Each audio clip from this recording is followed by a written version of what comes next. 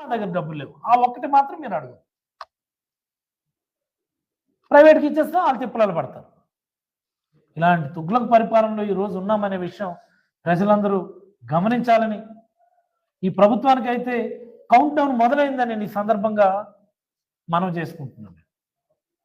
ఎందుకు ఈ మాట చెప్తున్నానంటే, ఈరోజు వాళ్ళు ఏదో సుపరిపాలన అడుగు ఏదో పెట్టారు. ఎక్కడైనా స్పందన ఉన్నదా? ఎక్కడైనా వాళ్ళ ఎమ్మెల్యేలు ప్రజలకి వెళ్ళి మౌనం చూపించుకునే పరిస్థితి ఉన్నదా? ఈరోజు అయిపోయింది పూర్తిగా. గ్రామాల్లో ప్రజల్లో కూడా చైతన్యం వచ్చింది. ఆల్రెడీ చైతన్యం వచ్చేసింది.